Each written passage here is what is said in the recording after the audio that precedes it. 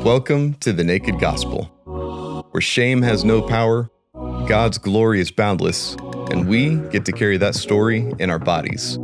Here we have conversations about sex, singleness, marriage, pornography, parenting, everything beyond and in between. We're featured on every major podcast platform, as well as YouTube. So please like, subscribe, share, so that you can join the movement that is already achieving a revival of sexual integrity throughout the entire kingdom.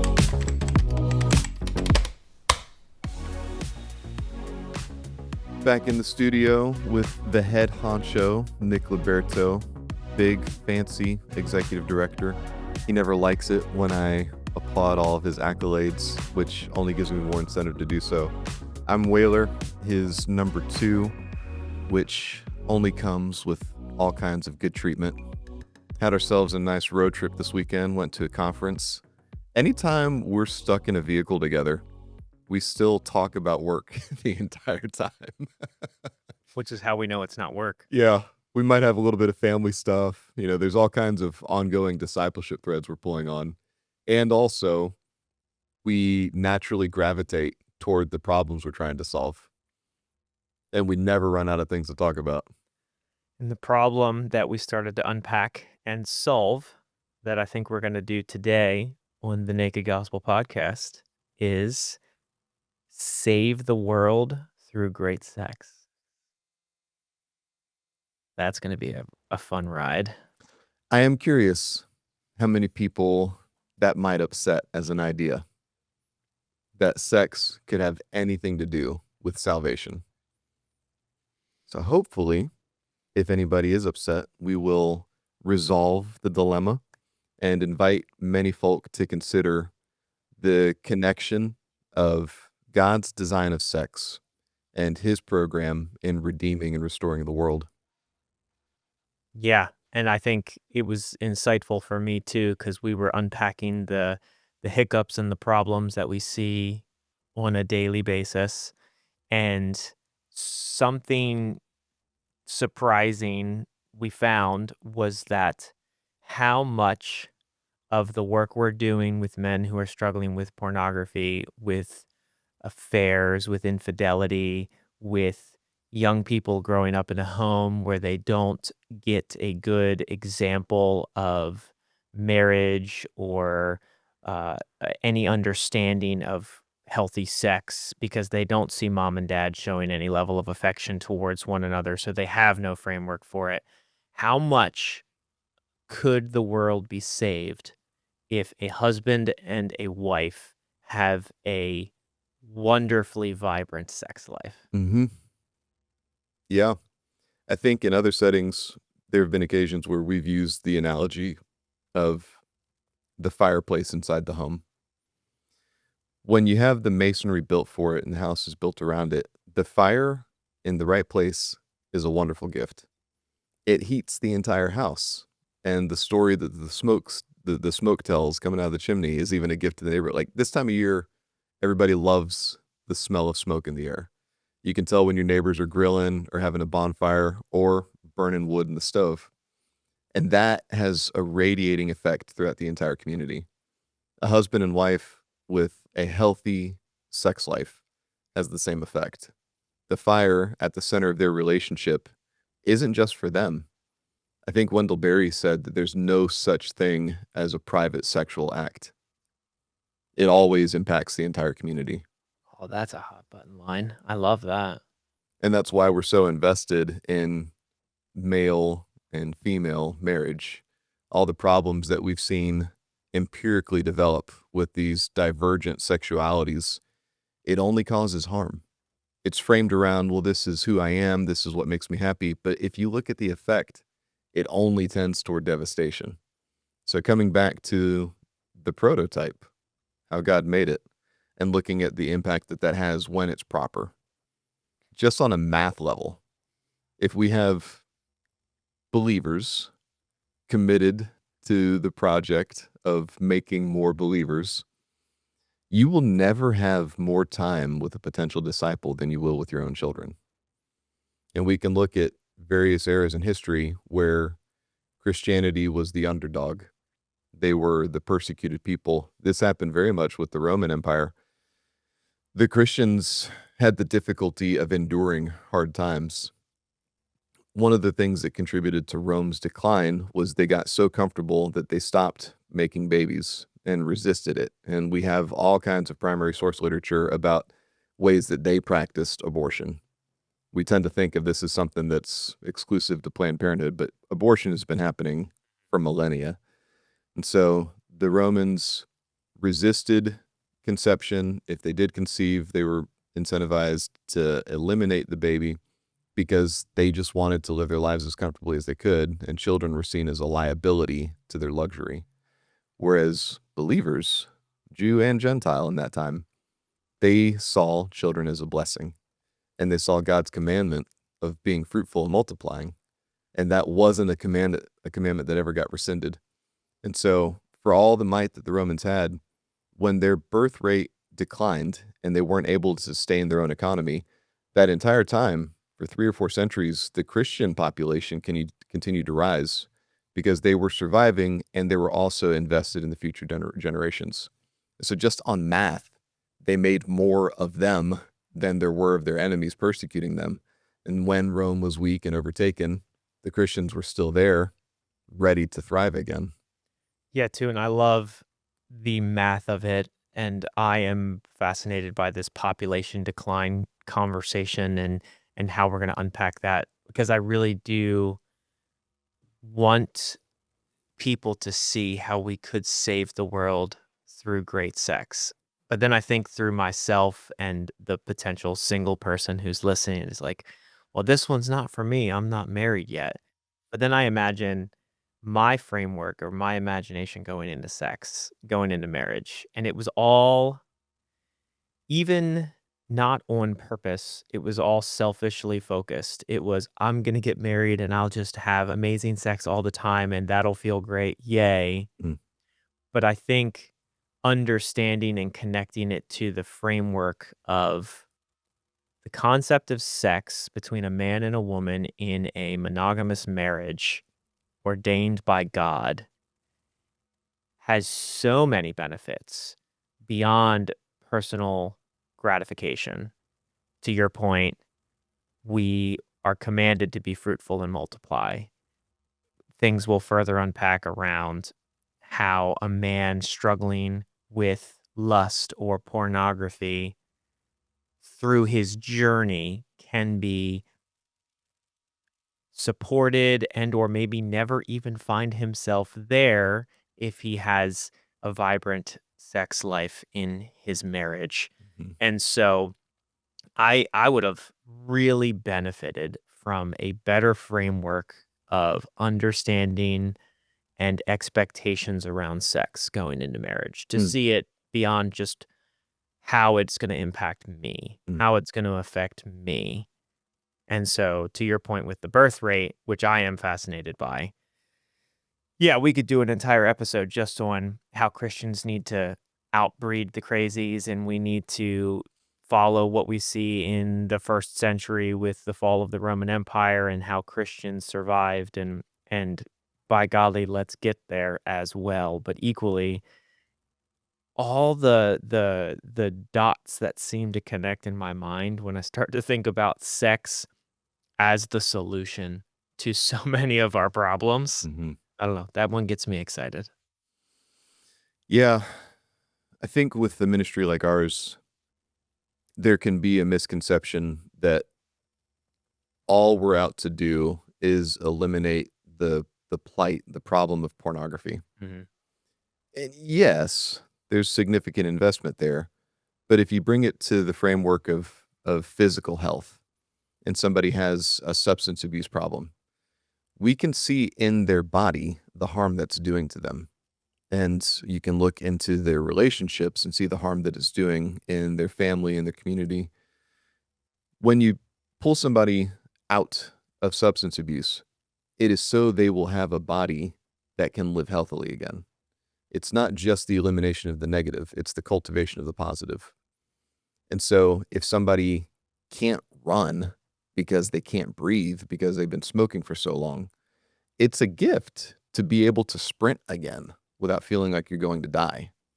Your fitness has a purpose, and it's to have a body that can do things, and the substances are taking away from that ability. And so in our case, yeah, we wanna get rid of the problem so that you can have a vibrant life. If you are married, pornography is only ever going to be an incursion in the bedroom. It is a detraction from all of the glory and the holiness. I think we underappreciate that word, the holiness of the marital bed. I mean, this is a word that has been reserved for God's presence, Mhm. and that we're instructed to keep the marriage bed as holy. That's a really big deal. That's temple language. That's God dwells here language. And so a husband and wife walking alongside God, partnering with him in creation, their sexual union has a continual salvific effect, not just in their relationship, but with everybody else they're going to encounter for the rest of their lives. Why wouldn't you want to get involved with that? That it's not just, I feel great when this happens. It's not just a pursuit of the orgasm. It's actually increasing the quality of life of everybody you encounter. That's a pretty cool job description. And that it gets to be fun also. All right. Fringe benefit. Cherry on top. Yeah, I like the truths and the principles that have easy applications. And so with this one, I do enjoy the easy application of focus on your bedroom, focus on your expectations, focus on your imagination of sex at its core, not because I want to demystify or make it less fun, but because I think I give it a better level of priority and importance when I look at it through the lens of, sure, it's good for me. Sure, it's good for my union between me and my wife. Sure, it's good for me because it helps satisfy things in my body, Mhm, but it's good for my children. It's good for my community. It's good for how my wife and I interact when we're just together moving through the world,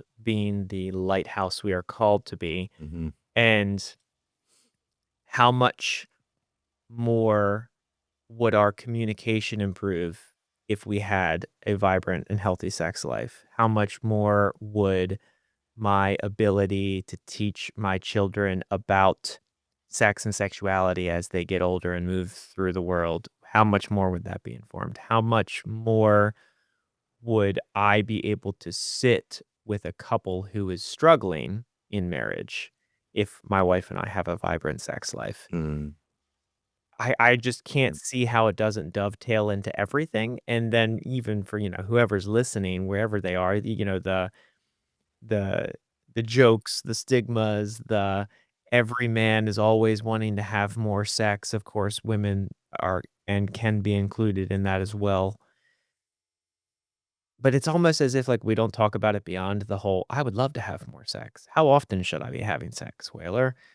It's I have a prescription pad for yeah, tell and, people. I mean, we should probably give some answers or at least some guidelines, um, but to see it beyond the selfish view just starts to open up some cool cracks in it that I enjoy looking at. Yeah.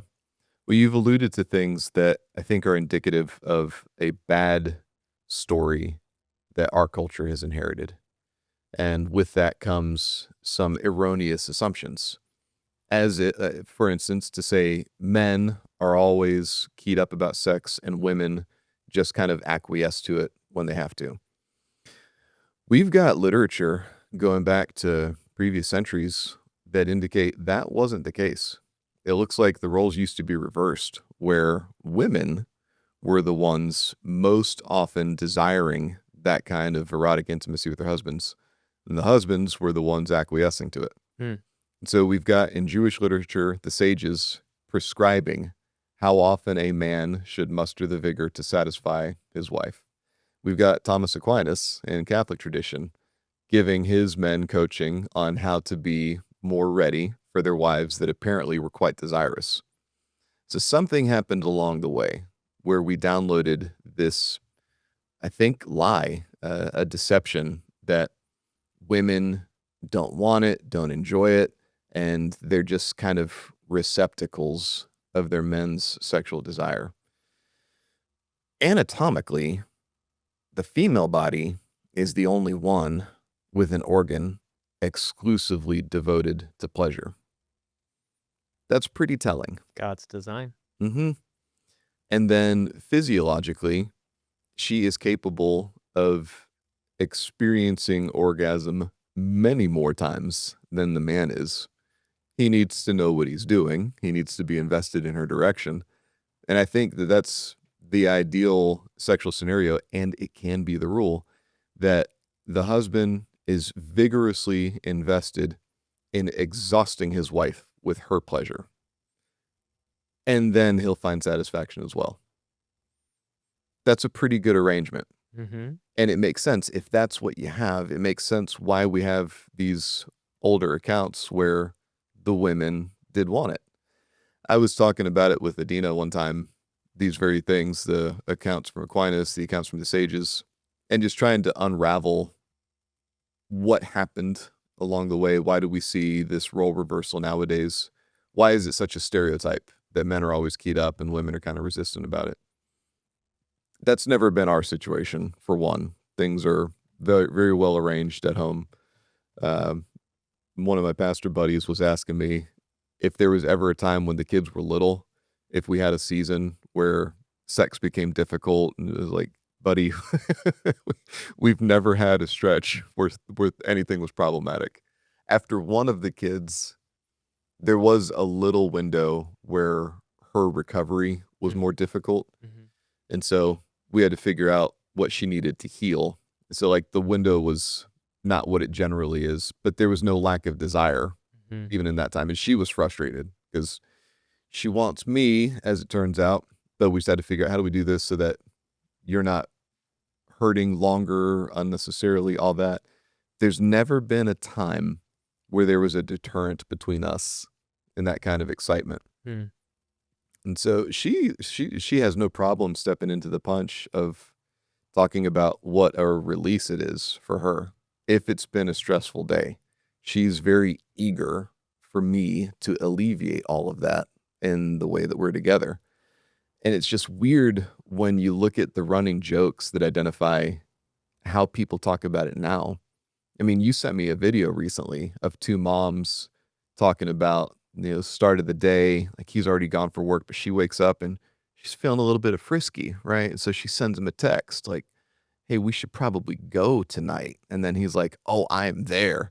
And then they play out the whole day of by 10 o'clock, I'm already scrambling.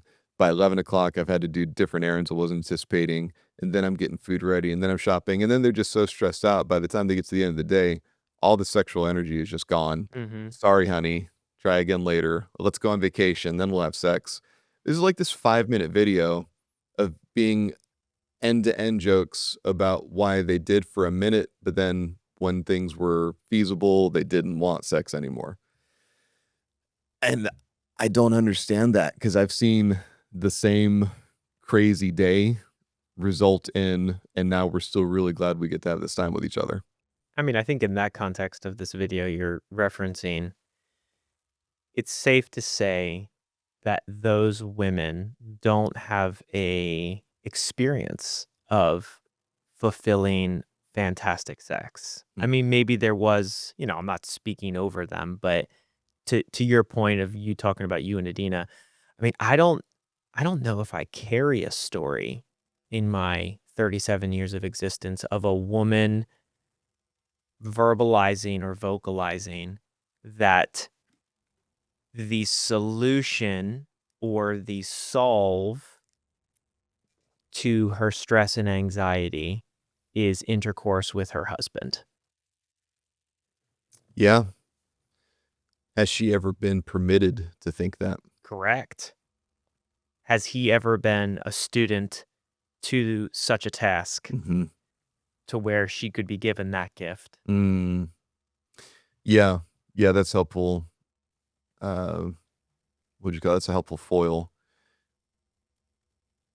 We know how many women in the church have been raised to think that men are sexual creatures, and it's sometimes a happy accident if a woman enjoys sex, but generally pleasure is not much talked about for Mhm, women. If anything, and God bless, do we have a lot of Christian literature on this, that their role is to serve their husband's sexual desires, mhm, and that's the extent of it. mhm, So be available. You don't want him to be tempted. God forbid you don't want him to step out. So make sure, like, where's the Christian literature telling the man how to become a sexual decathlete on behalf of his wife? mhm, And so neither one of them have a model that has helped them imagine what it's like to have a dynamic Garden of Eden, double atmospheric pressure level of excitement when they get together. mhm, And that ongoing training. Dance partners, they continue to get better the longer they dance together. mhm.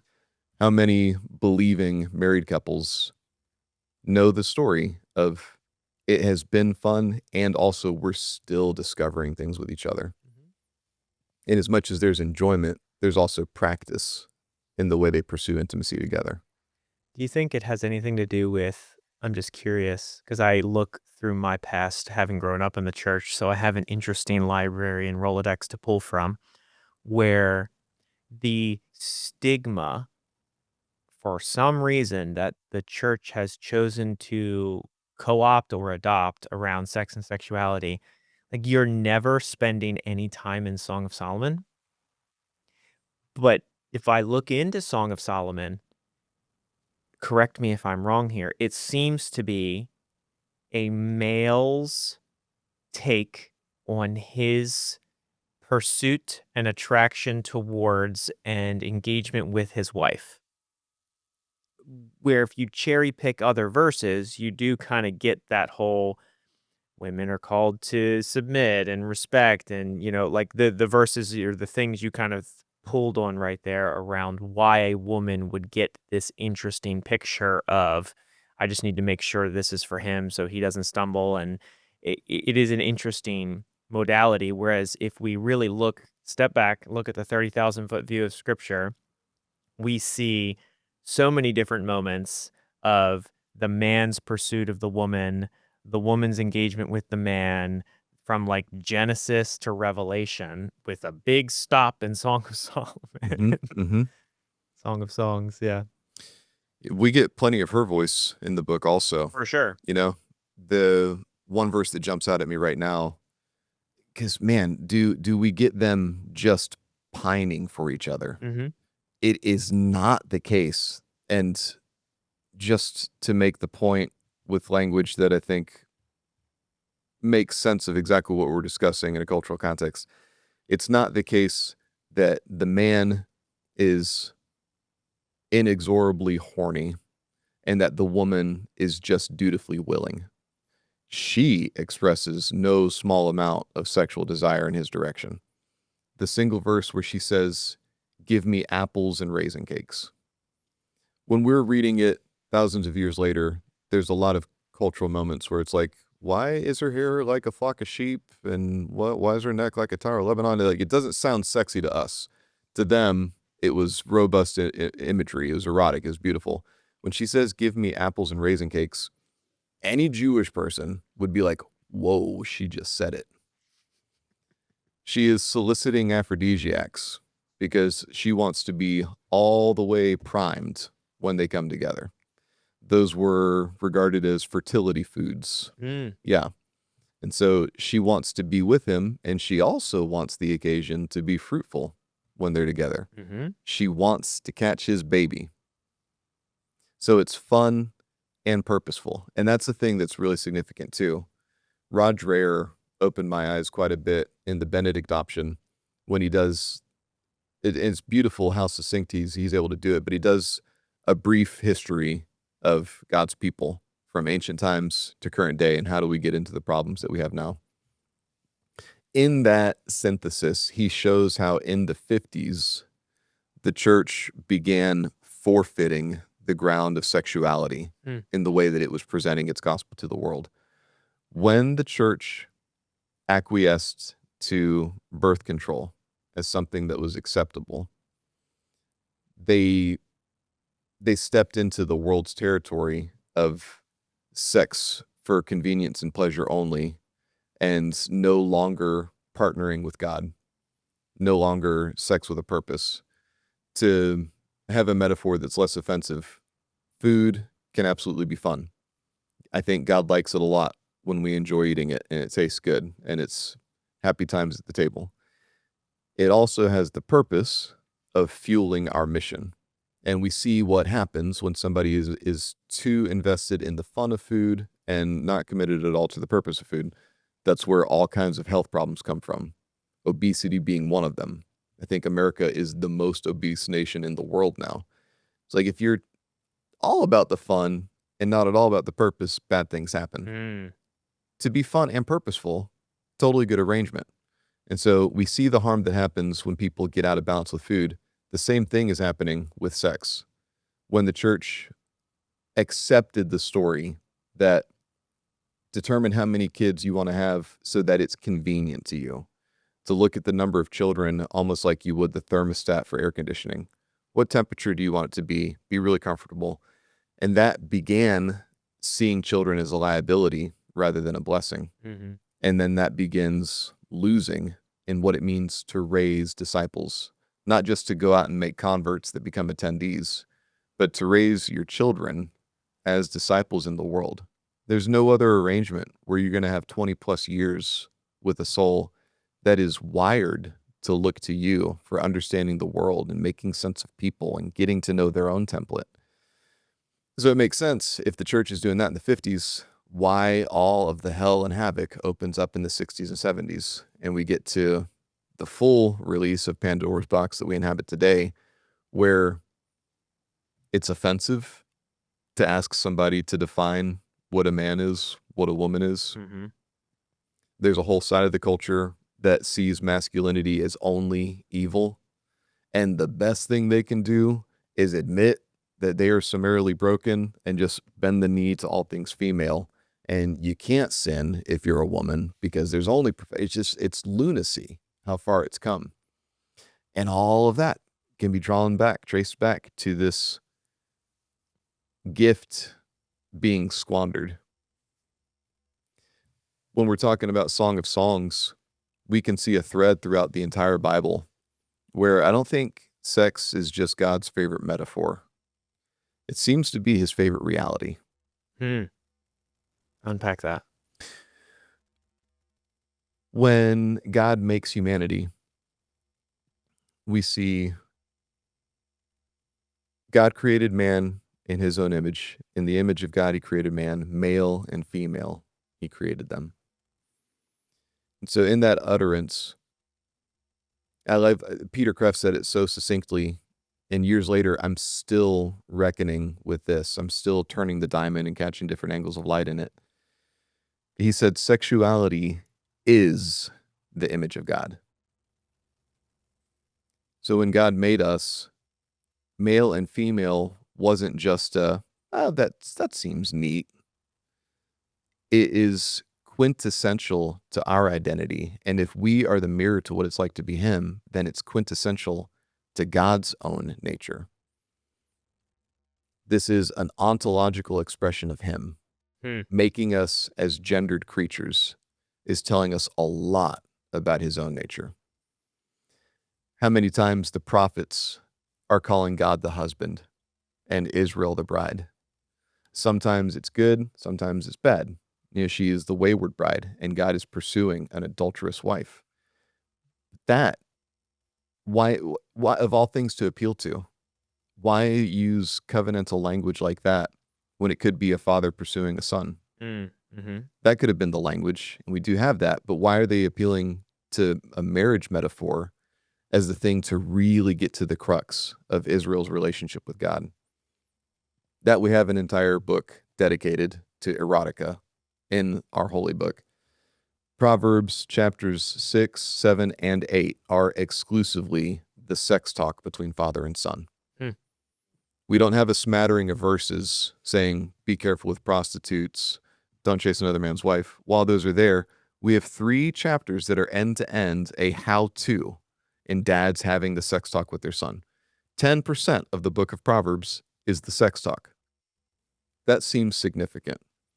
How often we see the master appeal to marriage metaphors when he is talking about the gospel. We get all kinds of how-to marriage stuff throughout the pastoral epistles. This is what it means to be a good husband. This is what it means to behave like a good wife. This is what it means to raise your children up in this way. When we get to the end of the book at Revelation, the climax of the story is what the theologians always call the consummation of the ages. It is a wedding ceremony. Hmm. And so from the beginning through to the end, we see this. It's not even a scarlet thread because the thread is too thin. It's this super highway going through the roadmap from beginning to end of the scriptures where marriage and sexual eroticism is the thing God is using to really put the exclamation point on how much he is wooing and pursuing humanity.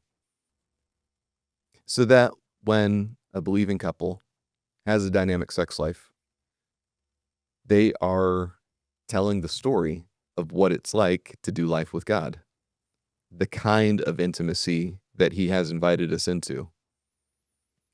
I'm acknowledging the part where somebody can hear that and turn a crazy direction with it. And we see that happen in cultic circles at times where sex and only sex becomes the expression of spirituality. So absolutely, you can go a crazy angle with it and it's harmful. There are also ancient religions that have been very invested in sex coupled with spirituality. That it can be done wrong does not mean that it can also be done right. So yeah, we see all kinds of examples in the negative, but that I think just proves the point even more that there's a good context where this is right, this is pure, coming back to the term, this is holy, and we should be thoroughly invested in getting this right with each other. And I think a thing that doesn't require as much high level theology to untangle, just the thought experiment. If you imagine a husband and a wife content with each other, and then beyond content, eager for each other, the fire of sexual excitement, there's those coals are always burning in the hearth of their home. The frequency of sex is going to be limited by all sorts of things going on in their lives. But when that base of coals is always there in the bed, that's going to catalyze all of their relational interactions everywhere they go. And we see what happens. That's the tragedy. The common story is, and you've had to educate me on this recently, how few couples in the church actually enjoy each other in a sexual context.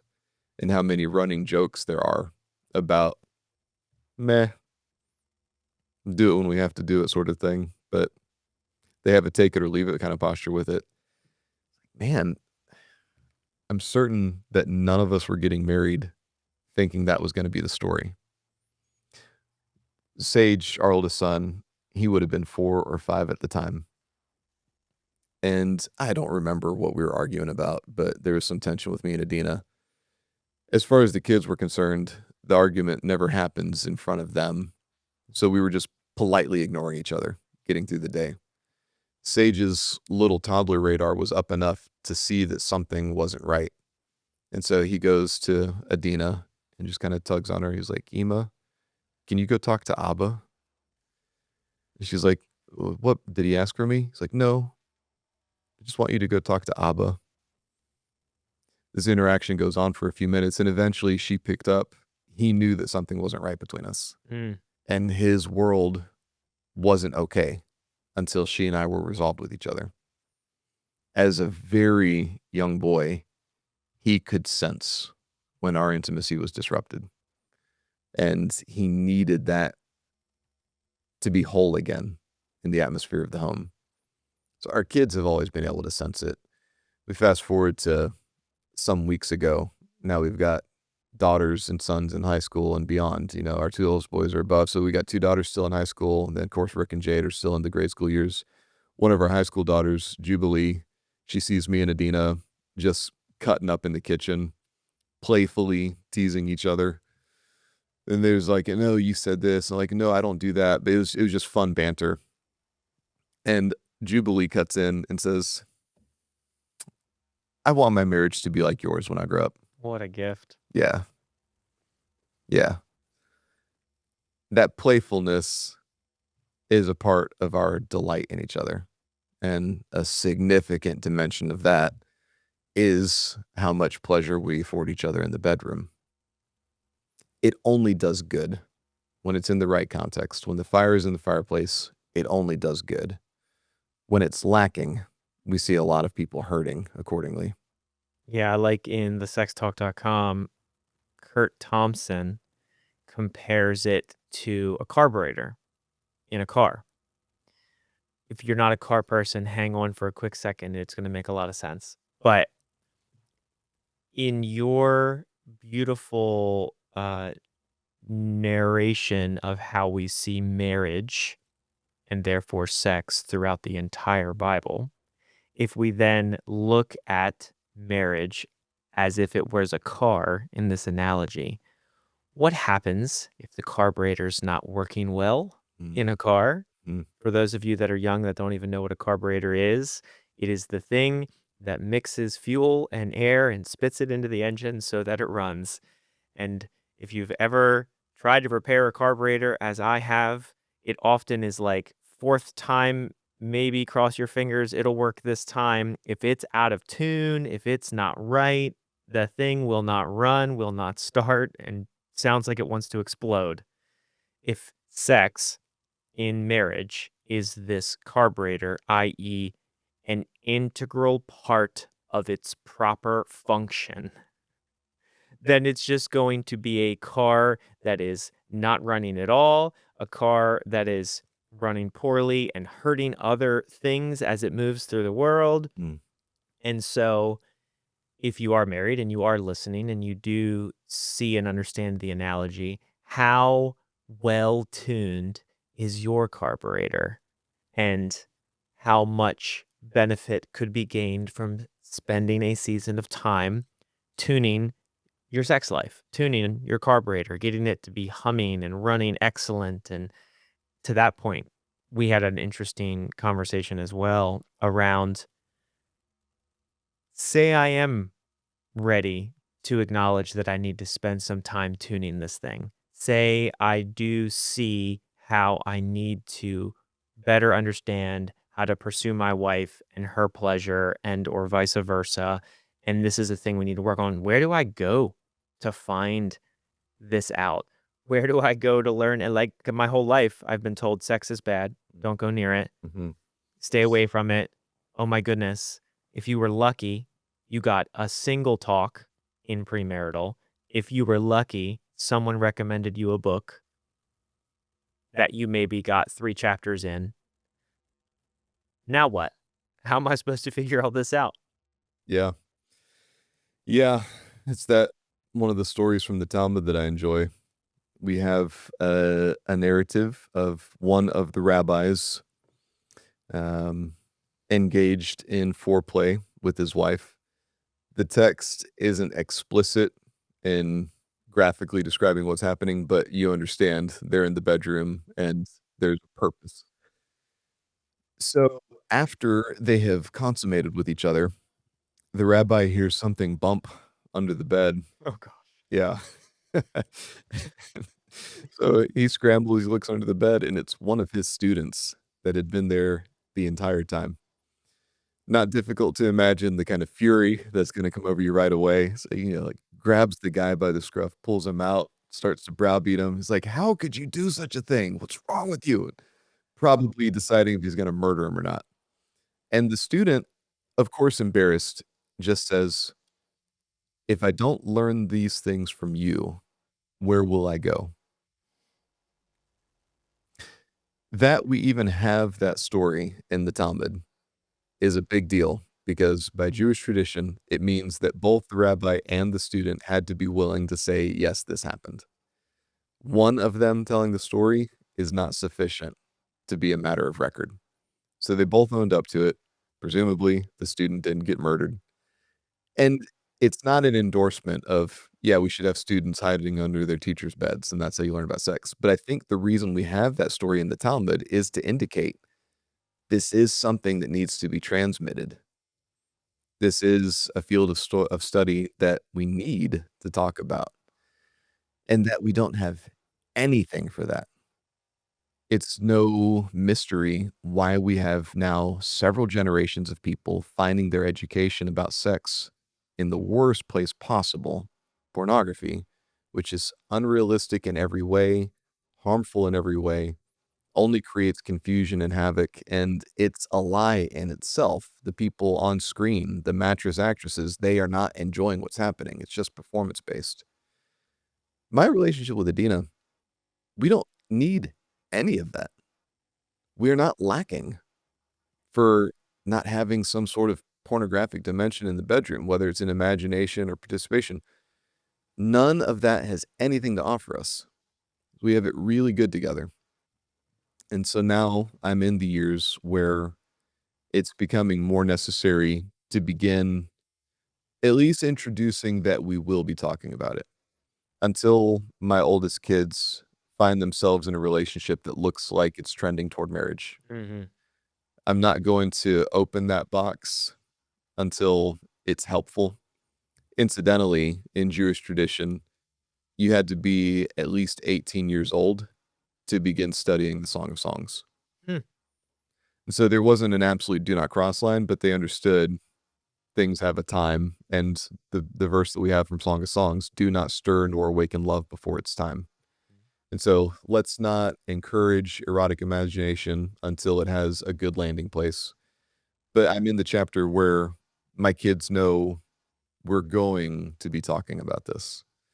Presently, what we're talking about is still self-control, still acknowledging things that are happening in their bodies, things that are likely to develop if they haven't yet, and how to resist, but also what they're preparing for. Mhm. I don't think you have very much of that happening throughout God's people.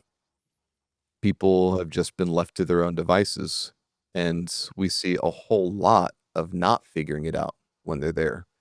There's nothing like education, there's nothing like conversation. We have it tucked away in this, we're embarrassed, we're shy, we don't talk about sex.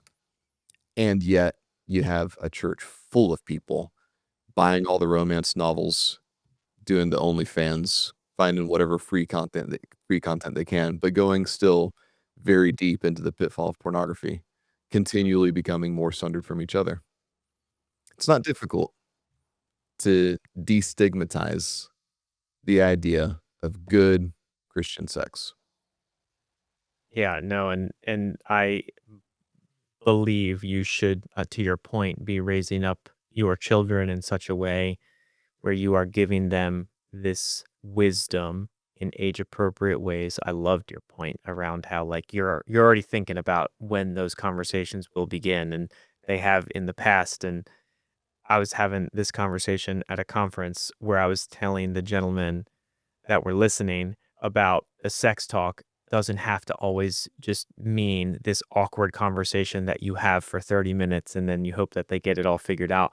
What if there was a version of the sex talk when your child starts dating and then when they're engaged and when they're about to be married? Like, Mhm, where are they going to get mhm. any information at all about sex in a Christian cultural context? I can't think of a single thing. Like, we were Googling, and like, you might find some articles, some blogs, some books. You might find there's a couple Christian sex coach therapist people out there we found,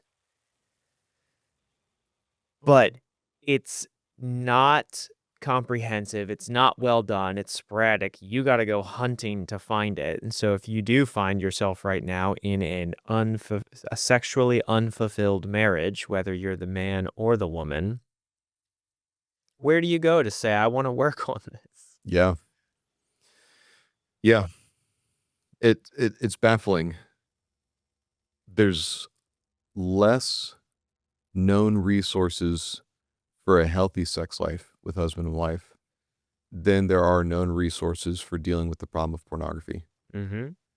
And so there's not a lot of ministries like ours, but people can still find if they plug in Christian man struggling pornography, whatever they put in the search engine, they'll find us and others like us. Pages and pages of stuff, Yeah. resources and books and curriculum and small groups.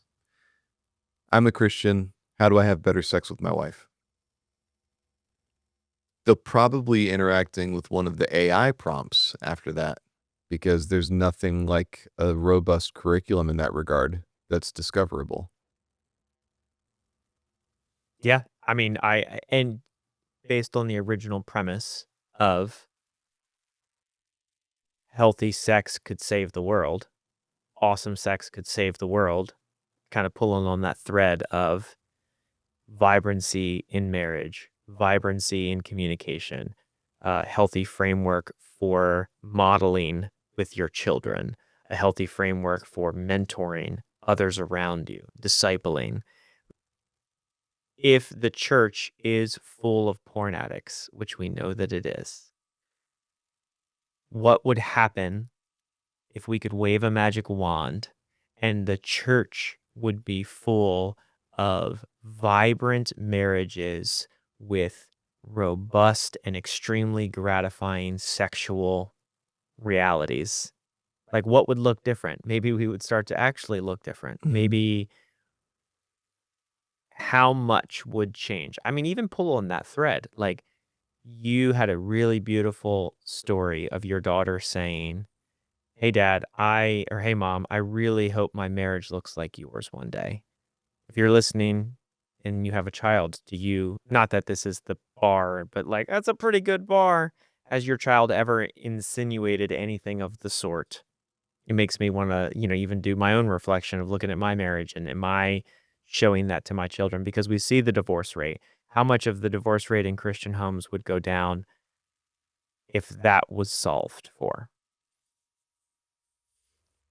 How many children would then therefore not grow up without a father because that was solved for, or without a mother because that was solved for? How much sexual abuse would be mitigated Mm. because that was solved for? Mhm. The list goes on and on. I can't unsee how a really healthy, vibrant sex life in a marriage doesn't solve 10 problems, 20 problems, like serious problems that we see in our world today. Yeah, it's interesting the way you frame that because we know in most instances it's not sufficient to address sex by itself and expect the whole relationship to be healthy. For sure. And that's what's interesting is it seems like symbiotic might not be the best term, but there's a bit of a symbiotic relationship happening where these things are simultaneously true when you are communicating well and pursuing each other in the right ways, there will be a tendency of having more frequent and more exciting sex together. And also, when a couple has appropriate rituals in their sexual rhythms with each other, they will tend to have better communication and better pursuits and all the things. So I'm curious, even as we're discussing what the curriculum would look like in this regard, where you begin, where you expect to end. But like building an engine, all the components have to be there at the same time. And with the carburation, you're adjusting the fuel to air ratio. Maybe there's something in the timing. Man, it's actually a really helpful analogy, the places where you troubleshoot it. But the thing is, you do got to get your hands in the engine. And then you start discovering where the problems are. And then you can start fine tuning it. Does this component need to be replaced altogether? Okay, let's begin that project. Why would you just let the thing continue to deteriorate when you're going to be stuck driving this for the rest of your life? God, that's a mental picture. Which is what we see people doing. They feel like they're stuck with a clunker and they just suffer that arrangement for the rest of their lives. That is a tragedy. And nobody got into the story thinking that was going to be what they were consigned to. Yeah, I can't wait to get married so I can not have sex and have this clunker that's not fulfilling and not fun and not enjoyable that I'll just then suffer through for the next 50 years. Yeah, Said no one ever. let's maintain bills. Let's get the kids grown up. Let's attend church. There's this posture of minimal participation just to survive. And then in our day of all things media, their lives are being measured by what they're watching every week. How many hours are they giving to entertainment?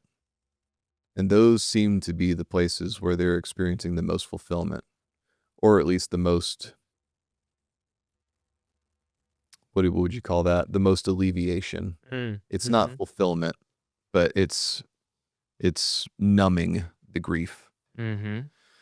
Sports seasons. God bless the amount of guys that I know that measure their lives on what season it is. I don't care if you enjoy it, but if that's the stuff that you're looking forward to more than anything else, that is a vapid life. When you actually can have the story of loving, watching who your woman is becoming, and you're invested in the project of doing everything you can to accelerate the fertility around her, to make the ground of her being fruitful so that everything that comes out of her is robust. The two of you align together and seeing your children come up like warriors, fighting the dragons that you've given them the training to contend with, your participation in your community, in your local place of worship, being better. What's the measurable difference in the city that you live in just because you live there? Answer that question again. What is the measurable difference in the city where you live simply because you live there? That's an amazing question. I don't know. I mean, no If you're matter. given to sitcoms and sports, Yeah. nothing. But like that's the question before us as believers. We've been stuck preaching a gospel that is nothing more than do you know if you'll go to heaven when you die? And are you attending church this Sunday? Yeah, that's one of the ways you secure. If you're really a believer, you probably go to church, at least sometimes. Do you know when you die if you go to heaven? That's the gospel people proclaim. I don't see that in the Bible as the most important question. I think what we're invited to ask is how much heaven are we bringing to earth while we live? Mm. And how and why don't we begin by looking at that? How much heaven are we bringing to earth while we live through the lens of the bedroom? That right there. Because it does seem like God has set it aside as a really beautiful parallel to our life in Him. Beautiful parallel, integral parallel, designed parallel. I actually really enjoyed your journey through the scriptures at that 30,000-foot view because what is marriage if not for sex? Right? Like, it's not companionship that will change the world. It's not friendship or companionship that is modeled as the thing to see Christ and the bride, the church. It's not the analogy used. Like, you're using, it seems like throughout scripture, this is just me talking, you push back. It seems like why use marriage if not for one specific integral component, sex, which guarantees replication and pleasure?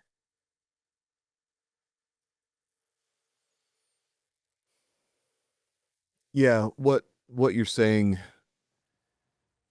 is we don't see the model of monasteries. What's the nun version? I can't think of the female Oh, the version. name of it? I don't know. Nunnery? Monastery? I don't actually know. Convent. There it is. Thank you. I literally just watched The Sound of Music with my children last night. Oh. Not joking. I was gonna get there eventually. I wrote a song to Adina that has both terms in it, but it's been a while since I played it for her or anyone else. We don't see the models of convents and monasteries being promoted as the best exemplar of life with God. Correct. We see husband and wife continually throughout scripture held up as the model. To say that marriage is for sex, I'm not pushing back against that. I'm just seeing the part where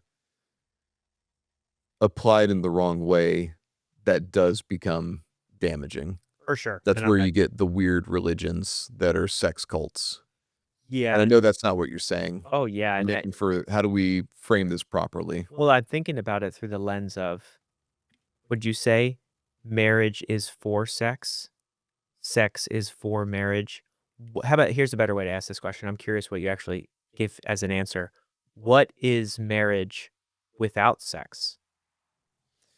Yeah, and let's go ahead and acknowledge the pain points where that does happen, and Theirs not exist, yeah. because anybody has done anything wrong. Correct. God forbid, you have the occasions where health makes it infeasible. Mhm. There's been an injury, there's an autoimmune disease. They can't be together.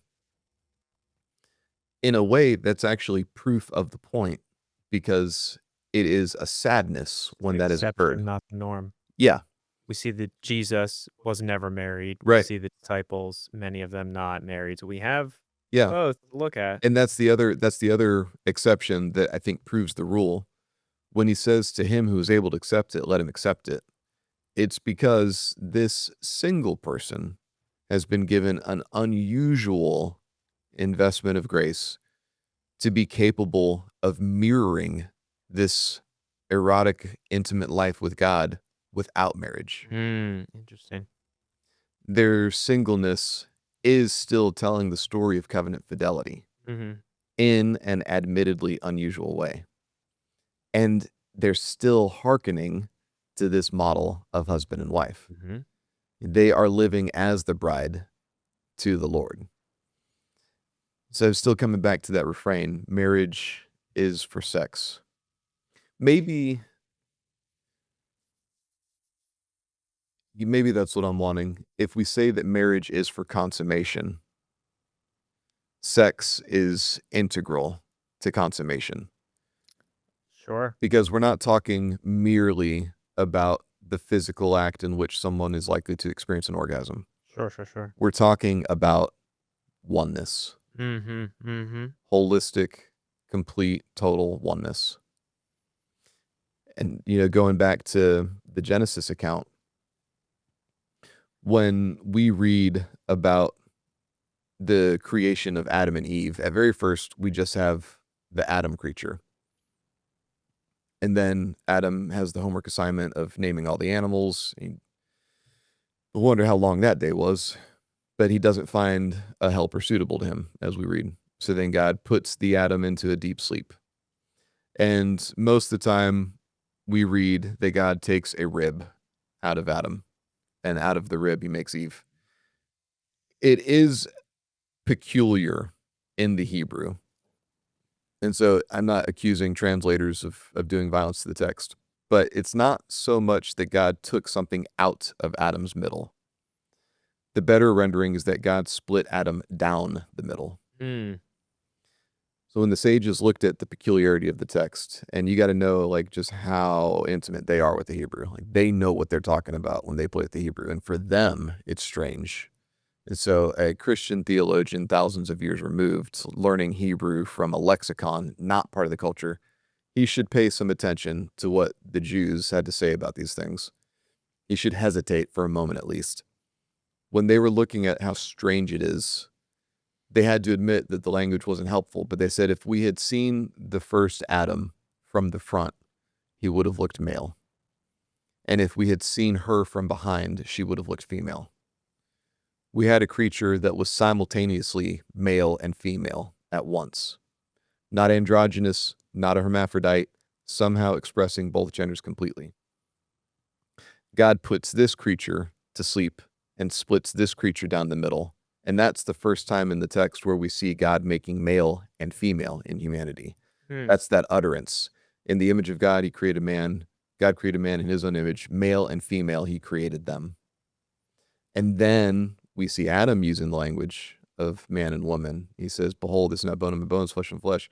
For this reason, like the ish and the isha, the male and female, those terms aren't in the text until after God has split this creature down the middle. And that's a theme that we see in all of Genesis.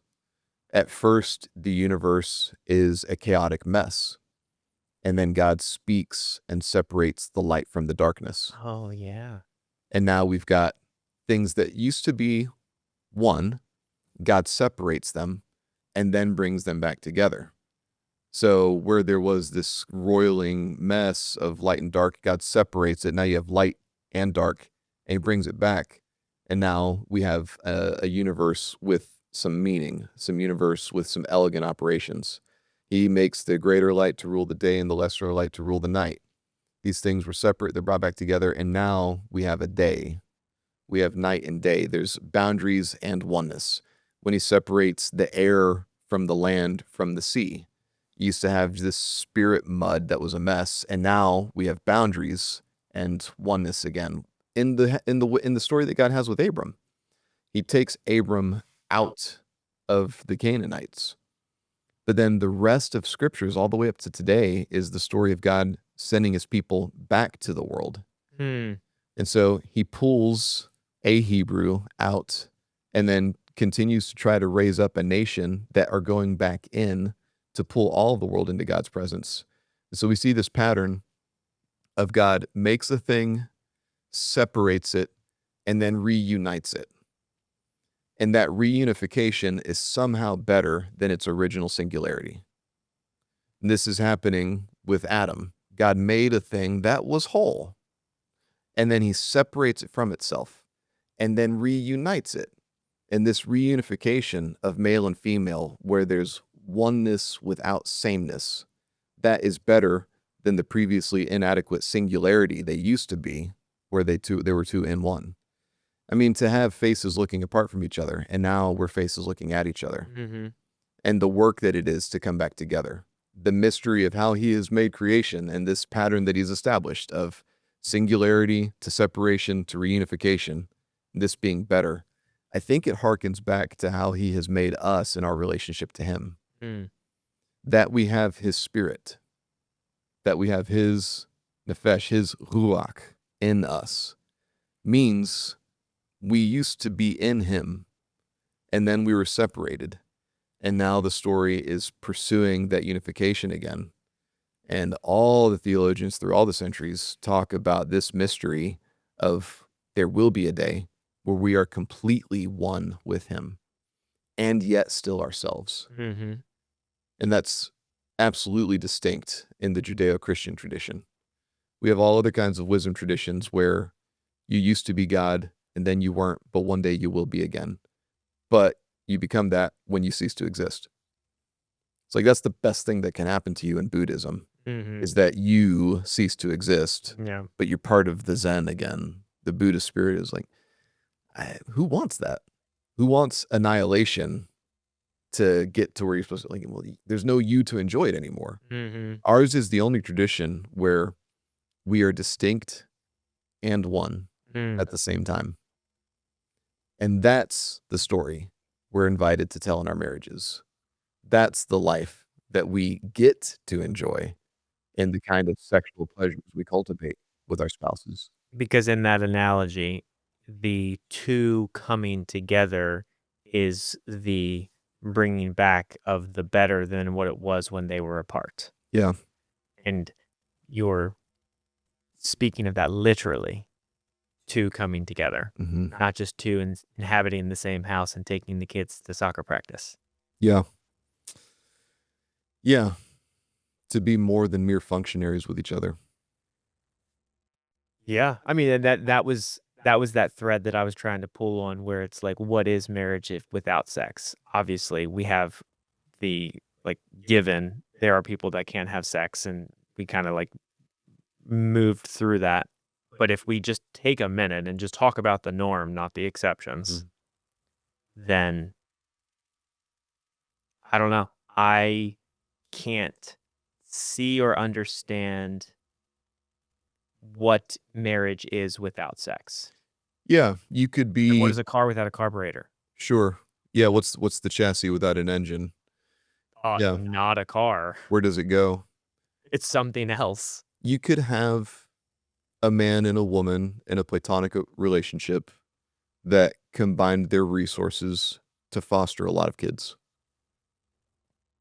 As a thought experiment, Literally foster a lot of kids. we can imagine Foster care. a man and a woman in a non-sexual roommate civil relationship still invested in taking care of kids. Unusual to consider. Oh, for sure. I wouldn't say categorically, absolutely not, although there would certainly be. But immediately the concern is, well, what happens if they start sleeping together and they're not married, right? So there's this gravitational pull toward something's missing. In by design. Yes. Like so many pieces begin to be like how does those children emulate or see marriage or sex on the other side because they don't have that to see through the lens of in this fiction Yeah. that we're describing. They might have some very benevolent caretakers, but they're not going to see the proper kind of romance that can only be exhibited by a committed, adoring husband and wife. So while these kids would have their needs taken care of, Mhm. they eat, they Physical sleep, needs. they go to school. If the only thing they're seeing is polite roommates, they're missing the single most significant expression of humanity, which is this relationship where eroticism has a place to lie down in safety. Yeah. I mean, we almost just need to do a whole nother episode just on this because I love unpacking this. Again, it, I appreciate your point of how this could do harm. I'm not mentioning it through that or envisioning it through that lens at all. But it still wouldn't be fair not to consider the realities of like what is a marriage without sex? Because if in this fiction of, two non-sexual cohabitating caregivers with children, like we still see something missing. We don't see the entirety of scripture and human history written showing that as the thing that is supposed to show us what Christ and the church look like and like the millions of examples that we would see throughout scripture. We so to that point, I only like asking the question because I think it helps better emphasize the importance and priority of sex. If you ask the question, what is marriage without sex? How many things begin to unravel if it's no longer that? If its essence and entity of itself begins to no longer be, Yeah. then by properly seeing that emphasis, back to the beginning of this conversation, the whole point is this thing needs to not be forgotten, ignored, tuned up, spent time with, so that it can run maximally efficiently as it was designed for the goodness of God's design and human flourishing and bringing heaven to earth. Mm-hmm. I can't not see it that way. Yeah, I am seeing it more the way you're saying it now. It's been years. I've told various friends, for me, all relationships are on a scale of marriage. Mm. If you look at marriage as the relationship to which you are most committed, you have a covenant in place that is supposed to be irrevocable. Any relationship in my life is measured by how much commitment identifies it. So you've got acquaintances, you've got business associates, there's people that you have to interact with, there's people you can't get away from. But the relationships in my life that are the most treasured are the ones that are closest to covenant fidelity. So every relationship in my life is on a scale of marriage. And you can see that played out in the people with whom you share the most affection. Mm, You have the most physical licenses you can take with each other. mhm. It's one of the idiotic expressions of masculine friendships in our culture, at least, where physicality is often against the rules to some extent or even all extents. I cherish the cultures that can be unabashedly physical with each other, and there's no sexual charge in it. Mhm. You have countries where men hold hands. Mm, There's nothing gay about it. mhm. It's just they're friends. I don't tell you this, but sometimes when we're on a road trip together and we're in the pocket, I have to resist the urge of reaching over and just putting a hand on your arm. Not because I've told you to, but You just haven't done very anything. culturally. Yeah. Yeah. And there's a big part of me that doesn't want you to feel uncomfortable. Sure, sure, sure. But when we're in that conversation, I feel so connected to you. I want to have my hand on you Mhm, as an expression of the kind of brotherly intimacy I feel for you. mhm. Good problem to have, right? Maybe next time I'll ask. But you see it in friends. In former days, a handshake was a very intimate thing. They weren't going to hug, but I'm going to hug your hand with my hand. The friendships that have physicality in them, that's an expression of intimacy. Mhm. And you can see the scale of marriage and how much closeness they have in their The proximity. most intimate is that heightened piece of that scale. Yeah. Yeah. Yeah. There should only be one relationship that gets this kind of liberty. Only a husband and wife Mhm. are going to experience this erotic intimacy. But I think it's showing the economy that as a rule, you wouldn't walk up to a complete stranger and abruptly give them a really intimate embrace. Mhm, mhm.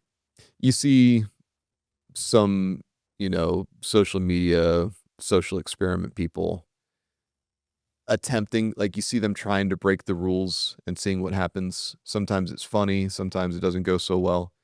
But they are, even in those settings, they're displaying what I'm talking about, where there's these implicit understandings of how physical are we allowed to be with each other because of the quality of our relationship. Yeah. And so even in friendships, we see they are measured on a scale of a really good marriage. Mm. And a really good marriage is the thing that makes sense of these other relationships. And to introduce into this spectrum, I'm really enjoying this, where do we introduce the idea that, like, that physicality and that intimacy which progresses on this scale was designed by God, right? And so if it was designed by God, that's why we see so much throughout scripture that it's one man and one woman and committed monogamous marriage. But then I even enjoy, like this morning, I not weirdly at all, I kissed my son. Like there's this interesting thing where, like, I like this scale you're describing because I think about it through levels of friendship, levels of intimacy, which communicates where we are. And I'm very affectionate and intimate with my children, Mm, but because it's another one tier removed from marriage, right? Like, and this scale keeps moving backwards. And in yeah. my home, it's not a big deal if dad kisses his son on the lips because that's what whatever. Mhm. It's literally a nothing burger. I mean, we see in scripture that Christians used to kiss each other in greetings on the lips. And so I just like keeping the lens applied in this conversation that this is literally how all creator God made us, decided it should be. And so it's like, how often are we warping the intimacy narrative when we dive into pornography, Mhm. when we step out on our wives, when there is infidelity? digital or physical. This continuum of physical intimacy as it is designed by God, seen through this interesting lens and reflection of sex as a core and integral component within marriage, and then saying from the beginning that great sex can save the world. I just can't not see how it all weaves together into us moving through the world like lights, letting our goodness shine before men so that they may see our good works and give glory to our Father in heaven. Mm. Hmm. If you had a congregation that was reputed for having really good sex, if their surrounding communities just knew the people that go to that church, they all enjoy their spouses quite a lot. It's a pretty good magnet in our era. As sexually inundated as our culture is, it also is the least satisfied sexually. Seems to be the worst ever. Suffocating in opportunity and outlet, and yet shriveling up in actual engagement and enjoyment. Mm-hmm. If our people were known as the ones that had robust sex lives, and like, let's make it even a step further. It's like, God bless. How do they have all these kids and they still have time for each other? It's like, I understand where the kids are coming from, but what is going on with these people? It should look a certain kind of crazy to the outside world. It should arrest their imaginations because it just looks so peculiar. Instead, most of the time, we don't look much different from everybody else. What are we expecting them to be attracted to? And if they had a gospel of which a significant component was, by the way, your home life will be very fun. You will like your arrangement quite a lot. If the church got to be regarded as the authority on robust, exciting sex. I want to live in that world. I want to build that world. Oh, that's such a fun imagination. What if Christians were known as the people to talk to figure out how to have the best sex? Yeah.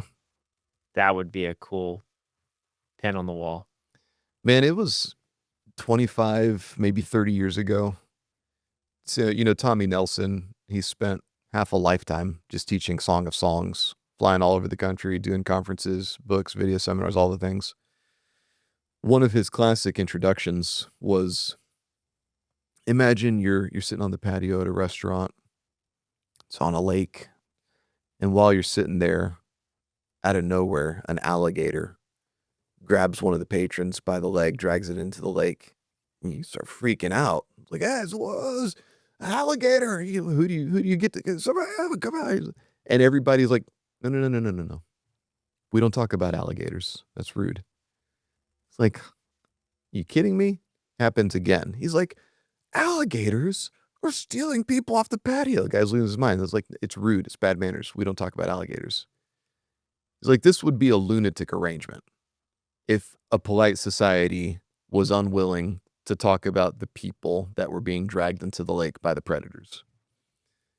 And then he says, that's what we have in the church when it comes to sex. It's bad manners to talk about it, and yet we're watching our people suffer and die as a result. He said that decades ago. And that's still true today.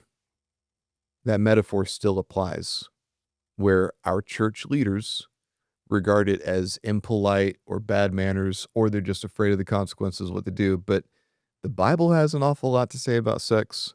Our culture has an awful lot to say about sex. And there's nearly anything coming from the pulpit on the matter.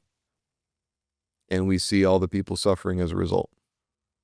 Yeah, and to land the plane with a really good mental image that I literally used yesterday, if you imagine just you, whether you're single, whether you're married, whether you're thinking through the lens of how you're going to have the sex talk with your kids, there's this scale.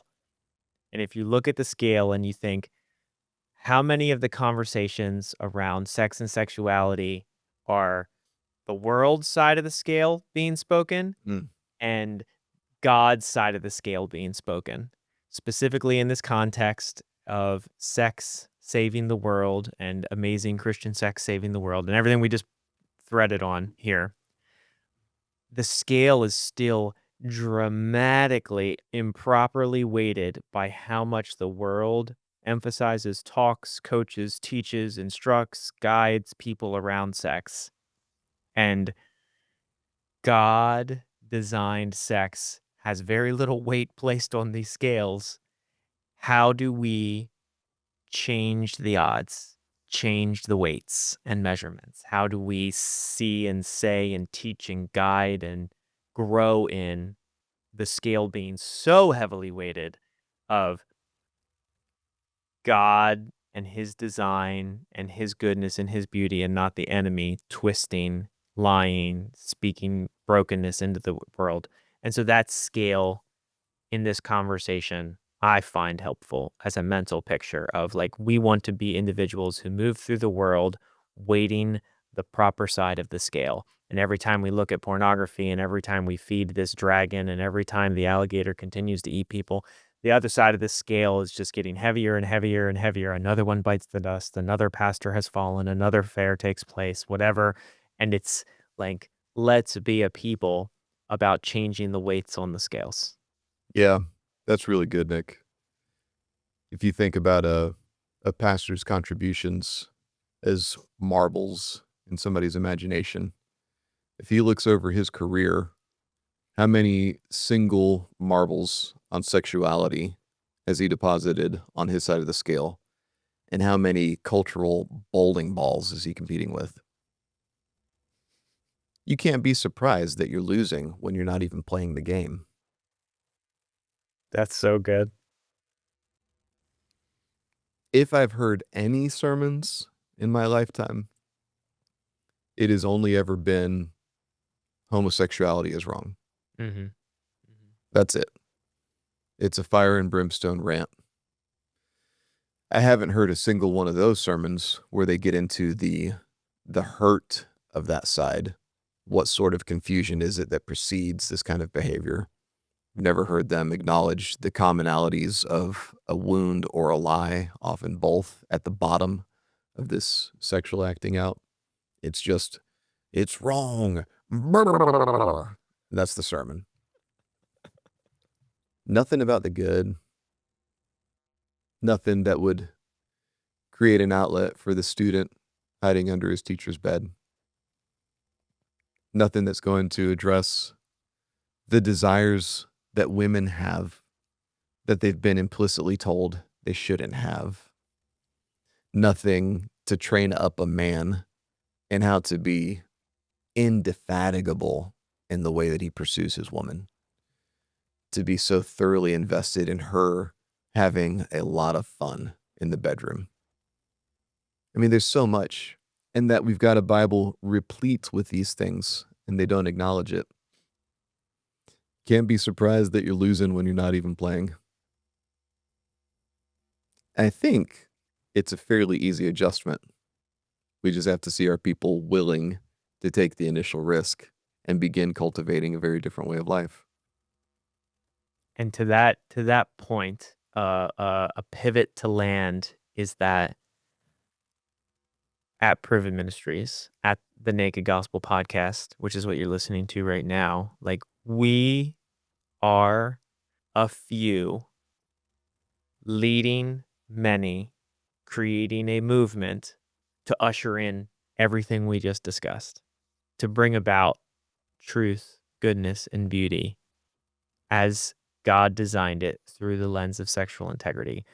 We have what's called the Protector Initiative or the Disruptor Initiative. Why? Because we are putting together a group of people that would listen to a podcast like this and say, I can now see sex in my marriage differently, and I want to have the vision where my church is the church that's having phenomenal sex within the marriages. I Mhm. want to move through the world without consuming pornography.